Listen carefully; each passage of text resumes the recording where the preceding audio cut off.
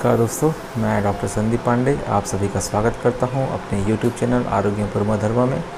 आज हम बात करने वाले हैं बार बार गर्भपात जो होता है, रिपीटेड एबॉर्शन क्या होता है, क्यों होता है, क्या इसके कारण होते हैं, क्या इसका ट्रीटमेंट होता है। दोस्तों, हम इसको 3 हिस्से में डिवाइड करके बात करेंगे। पहला जो हमारा हिस्सा होगा वो मॉडर्न साइंस इसके बारे में क्या कहता है, एबॉर्शन के बारे में। दूसरा हम बात करेंगे कि आयुर्वेद के हिसाब से ये बार बार गर्भपात क्यों होता है। और जो तीसरा जो हमारा महत्वपूर्ण हिस्सा होगा वो होगा कि इसका ट्रीटमेंट क्या है। इस बार बार के गर्भपात को, बार बार के रिपीटेड एबॉर्शन को हम कैसे रोक सकते हैं, क्योंकि एबॉर्शन किसी भी महिला को झकझोर दे के रख देने वाला होता है। किसी भी महिला के लिए बिल्कुल भी उसके मानसिक स्थिति के लिए या फिर उसके किसी भी मनोदशा के लिए अच्छी चीज़ नहीं होती है। एक बार एबॉर्शन होना, 2 बार एबॉर्शन होना, लेकिन जब हम 2 या 3 से अधिक बार जब एबॉर्शन हो जाता है तो हम उसे रिपीटेड एबॉर्शन की श्रेणी में रखते हैं।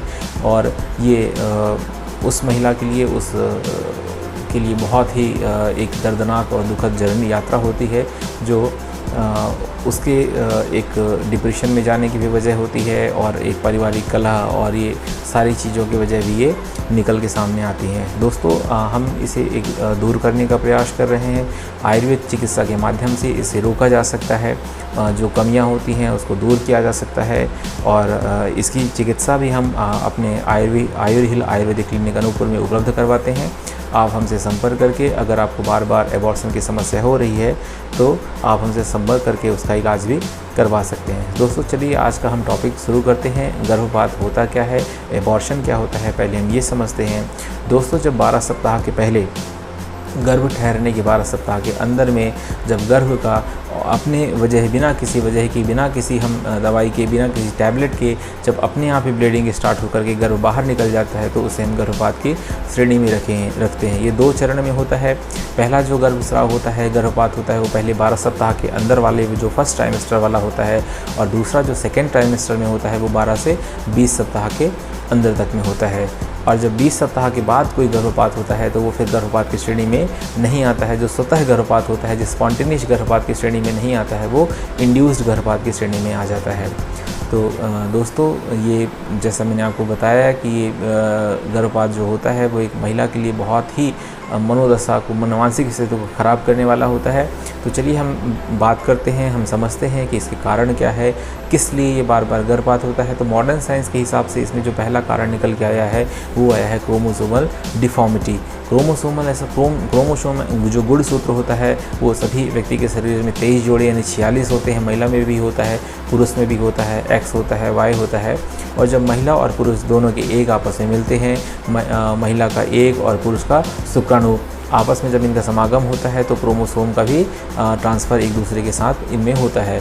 और महिला के क्रोमोसोम या फिर पुरुष के क्रोमोसोम, इन दोनों में से कोई एक म्यूटेट होकर के 23 जोड़े की जगह में 24 चला जाता है, जिससे एक डाउन सिंड्रोम नामक बीमारी बच्चे में आ जाती है। और नेचर होता है, या तो फिर कभी 22 रह जाता है जिसमें क्रोमोसोम एक कम रह जाता है, जिसको हम टर्नर सिंड्रोम कहते हैं, जिसके वजह से ये चीज़ें होती है। प्रकृति कभी भी एक ऐसी चीज़ को अपने अंदर नहीं धारण करती है जिसमें कुछ ना कुछ ऐसी तकलीफ़ हो, कुछ ना कुछ उसमें ऐसे परेशानी है। तो प्रकृति का एक ऐसा नियम है, उसकी कितनी सुंदरता रचना है, जो अपने आप ही उस चीज़ को बाहर निकाल के फेंक देती है, जिससे भविष्य में बच्चे को परेशानी हो सकता था, या कई प्रकार की उसमें अगर गर्भ रुक भी जाता है अगर क्रोमोसोमल डिफॉर्मिटी की वजह से, तो बच्चे में एक जेनेटिक बीमारी जो रहती है, जो हमेशा उसके जीवन को बहुत ही मुश्किल बना के रखती है। दूसरा इसमें जो कारण निकल के आया है वो आया है थायराइड का। थायराइड एक बहुत हार्मोन जो है बहुत बड़ा इसमें रोल प्ले करता है। इसमें हार्मोन की कमी की वजह से भी होता है और हार्मोन के ज़्यादा होने की वजह से, मतलब थायराइड अगर ज़्यादा है तो भी गर्भ के लिए दिक्कत है, और बहुत ज़्यादा कम है तो भी गर्भ के लिए दिक्कत है। तो ये विशेष तौर से देखा जाता है जब भी गर्भवती महिला, कोई महिला गर्भ धारण करती है तो उसे विशेष तौर से देखा जाना चाहिए, उसे चेक करना चाहिए, अपना टेस्ट कराने चाहिए कि मेरा थायराइड हार्मोन लेवल कैसा है। और अगर आपको 2 से अधिक बार आपको एबॉर्शन हो चुका है तो तब तो आपको इस बात का विशेष ध्यान रखना चाहिए। तीसरा है दोस्तों गर्भपात का जो कारण है, इसमें एक टॉर्च निकल के आता है। इसमें कुछ इन्फेक्शन डिसीज़ होती हैं जैसे रूबेला वायरस वगैरह हो गया, ये भी गर्भपात को कराने में, अबॉर्शन को कराने में मेजर रोल प्ले करते हैं। साथ में फिर एक बहुत सामान्य सा कारण है जो हर आज एक तीसरे या दूसरे व्यक्ति को लेते चला जा रहा है, हमारा जो लाइफस्टाइल है, जो हमारा खान पान है, उसके वजह से जो हमें शुगर हो रहा होता है, हमें जो डायबिटीज़ हो रही होती है, ये डायबिटीज़ जो होती है वो भी गर्भपात का एक बहुत बड़ा मेजर रोल है।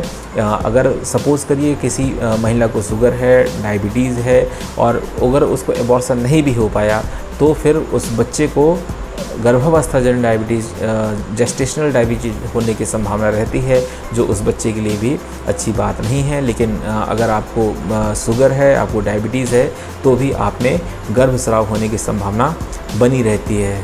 उसके बाद हमारा जो कारण है प्रोजेस्टेरॉन की कमी की वजह से भी जो है तो गर्भ का पात हो जाता है, एबॉर्शन हो जाता है। जब हमारा एग रिलीज़ होता है, रिलीज़ होने के बाद जो हिस्सा रह जाता है, जो प्रोजेस्टेरॉन रहता है, वो कॉर्पस ल्यूटियस का फॉर्मेशन करता है, जहाँ से कवरिंग प्रोवाइड करता है बेबी को, और उसकी कमी होने की वजह से फिर LPD हो जाती है, ल्यूटिल फेस डिफेक्ट हो जाता है, जिसकी वजह से भी गर्भपात होने की संभावना बनी रहती है। उसके बाद फिर हम देखते हैं एंटी फॉस्फोलिपिड सिंड्रोम जो होता है।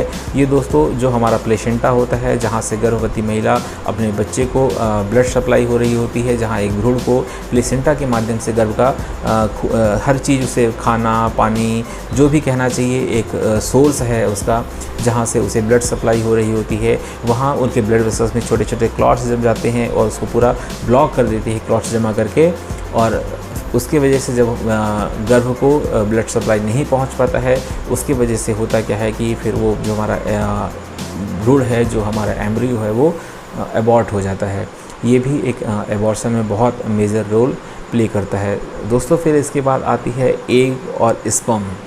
ये सारी चीज़ें जो हमने डिस्कस की हैं वो तो हैं ही, लेकिन आज के परिवेश में, आज के इस खान पान में, या फिर आज का हमारा जो परिवेश है, उसमें एग की क्वालिटी, जो महिला की जो एग की क्वालिटी होती है और पुरुष का जो स्पर्म होता है, जो शुक्राणु की क्वालिटी होती है, वो बहुत इम्पॉर्टेंट करती है।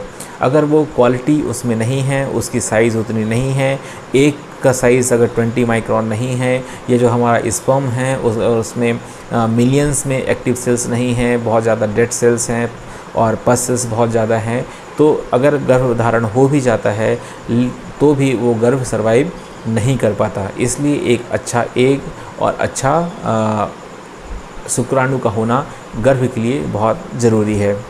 तो दोस्तों ये कुछ कारण हमने बताए। साथ में एक कारण जो हमारा रह गया है, वो आजकल बहुत कॉमन होते चला जा रहा है, टोबैको का यूज़ करना, स्मोकिंग करना और ड्रिंक करना। ये एबॉर्शन कराने में बहुत ज़्यादा रोल प्ले करते हैं। तो फर्स्ट ट्राइमेस्टर में इनका सेवन नहीं करना चाहिए, हमें इनका यूज़ करने से बचना चाहिए। वैसे तो हमें इन सब का सेवन करना ही नहीं चाहिए, लेकिन अगर आप इन सब चीज़ों को लेते हैं तो आपको गर्भावस्था के दौरान इनको लेना बंद कर दें। अगर गर्भपात नहीं भी हो पाता है, एबॉर्शन से आप बच भी जाते हैं, लेकिन तब भी बच्चे के मेंटल ग्रोथ के लिए और मेंटल डेवलपमेंट के लिए ये चीज़ें अच्छी नहीं हैं। तो दोस्तों ये कुछ कारण थे जिसके बारे में हमने आपको बताया कि एबॉर्शन में क्यों बार बार एबॉर्शन हो जाता है। ये हमने एक मॉडर्न साइंस के हिसाब से हमने चर्चा की है कि मॉडर्न साइंस के हिसाब से एबॉर्शन होने का कारण यही होता है कि इसके वजह से बार बार एबॉर्शन हो चुका होता है। 2 से अधिक बार जब एबॉर्शन होता है तब हम उसे रिपीटेड एबॉर्शन के श्रेणी में रखते हैं। दोस्तों इस वीडियो के अगले हिस्से में हम बात करेंगे कि आयुर्वेद क्या कहता है, आयुर्वेद के हिसाब से क्या चीज़ें होती हैं, किस लिए ये गर्भपात जो होता है बार बार होता है, और इसके फिर जो थर्ड वाला हिस्सा होगा उस पर हम बात करेंगे कि इन सब से बचा कैसे जा सकता है, क्या इलाज हम लें जिसके वजह से हमारा जो एबॉर्शन है, बार बार एबॉर्शन है, वो रुक जाए। तो आयुर्वेद में इसका बहुत अच्छा ट्रीटमेंट दे रखा है, बहुत अच्छा इलाज बताया हुआ है और हम आयुर्वेद का ट्रीटमेंट ले सकते हैं। उसके लिए आप मेरे से संपर्क कर सकते हैं और हमारे पास इसका ट्रीटमेंट उपलब्ध है। इसकी हम थर्ड पार्ट में आपसे डिस्कस करेंगे कि इसका ट्रीटमेंट क्या होता है। साथ में दोस्तों इसमें एक हिस्सा जो हमारा रह गया है गर्भपात होने का, बार बार एबॉर्शन होने का, वो है एक ब्लाइटेड ओवम। ब्लाइटेड ओवम आजकल बहुत ज़्यादा कॉमन होते चले जा रहा है। ब्लाइटेड ओवन ओवम का मतलब होता है कि बच्चे की जब छठवें या सातवें सप्ताह में सोनोग्राफी कराई जाती है तो उसमें फीटल पोल नहीं आता। मतलब बच्चा बन गया है, सब कुछ है, लेकिन उसमें हार्ट बीट नहीं है, धड़कन नहीं आता। वो भी एक एबॉर्शन की श्रेणी में ही आता है। तो पहले छठवें सातवें सप्ताह में इसमें जब कभी भी सोनोग्राफी करते हैं तो उसमें फीटल पोल दिखा जाता है कि बच्चे में फीटल पोल आया है, नहीं आया है, बच्चे में धड़कन आई है, नहीं आई है।